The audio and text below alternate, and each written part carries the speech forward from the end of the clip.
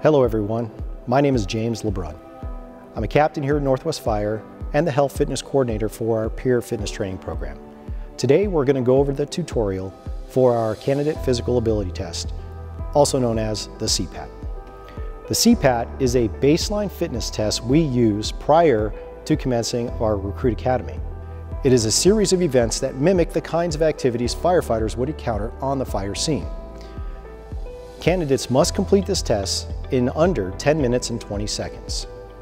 The 8 events in sequence are stair climb, the hose drag, the equipment carry, the ladder raise and extension, forcible entry, search, the rescue drag, and finally the ceiling breach and pull. During the CPAT, candidates must wear a 50-pound vest, helmet, and work gloves provided at the site,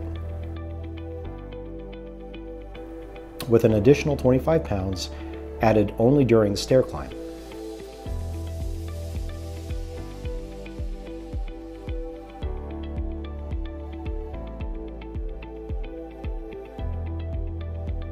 Between each event is an 85-foot long marked path which candidates must walk along as their active recovery.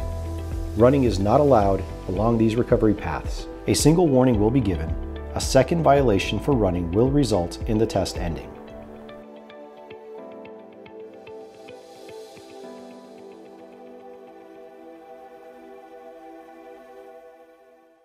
Event number 1, stair climb. For this event only, proctors will place 2 12.5-pound shoulder weights totaling 25 pounds onto the candidate. A 20-second warm-up period will begin at a rate of 50 steps a minute. After the warm-up ends, the test will start, and the pace will increase to 60 steps a minute for the next 3 minutes. Candidates may briefly touch the side rails, but will receive a warning for grasping or for load shedding. 2 warnings for this will be given, and the test will end on the 3rd violation. The proctor will count down the last 10 seconds of the event and advise the candidate to grasp the rails to step down safely. After dismounting the stair climber, the extra 25 pounds will be removed and the candidate will walk along the marked path to the next event. Event number 2, hose drag.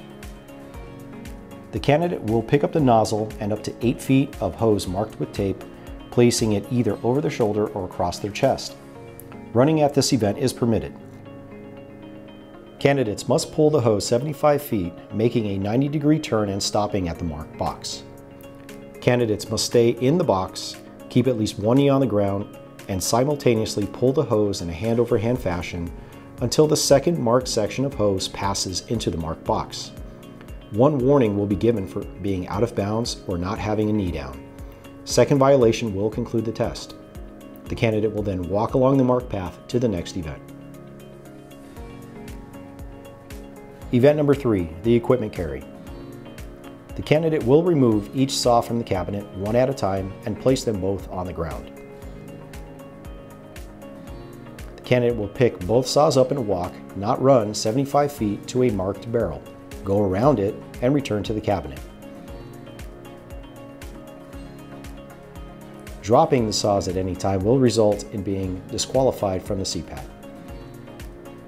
The candidate must place both saws back on the ground before placing them back into the cabinet one at a time. The candidate will then walk along the marked path to the next event. Event number 4, ladder raise and extension. The candidate will pick up the ladder from the ground and raise it using a hand-over-hand fashion, touching each rung along the ladder until it rests against the building. If the candidate misses a rung, a warning will be given and they must go back and touch the rung that was missed. The test will end if the candidate misses the second rung while attempting to ladder the building. The candidate will then step into the marked box, raise the second ladder using the halyard provided until it stops at the top, lower the ladder, making sure the rope does not slip through their gloves, and return the ladder to its starting position. Failing to maintain control of either ladder or rope will result in disqualification, while stepping out of the marked box will result in 1 warning before the test is ended for the second. The candidate will then walk along the marked path to the next event. Event number 5, forcible entry. The candidate will pick up a 12-pound sledgehammer and strike the target until an audible alarm sounds.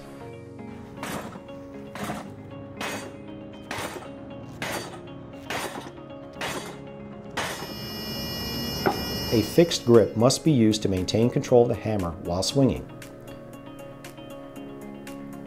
If at any time the candidate loses control of the hammer, the test will end.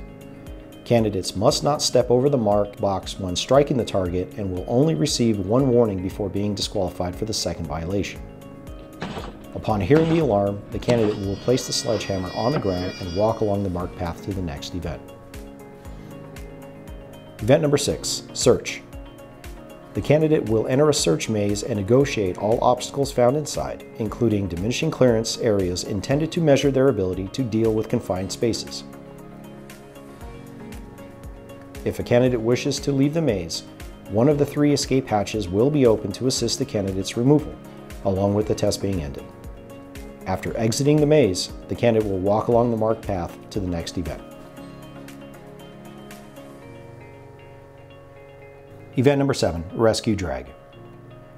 The candidate will drag a 165-pound mannequin using one or both handles of a harness attached to it, 35 feet to a marked barrel.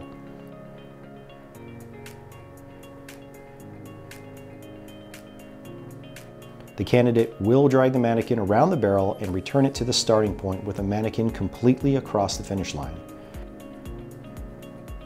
The candidate is not allowed to use the barrel to rest on or use as leverage during the drag. The candidate is permitted to stop and adjust their grip, but must understand that the loss of momentum will require more time to restart the drag.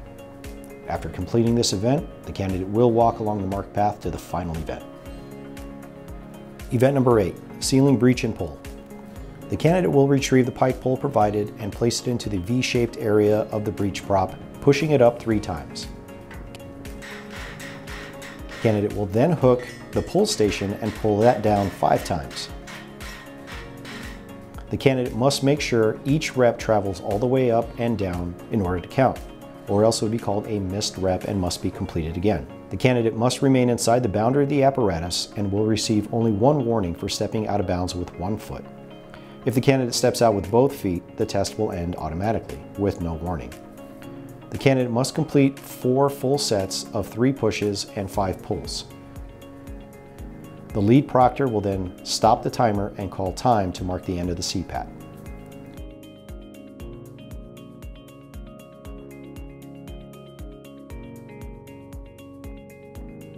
At the end of the test, all candidates will return to the intake area, remove the CPAT equipment, and have a chance to rest and recover before leaving the training center.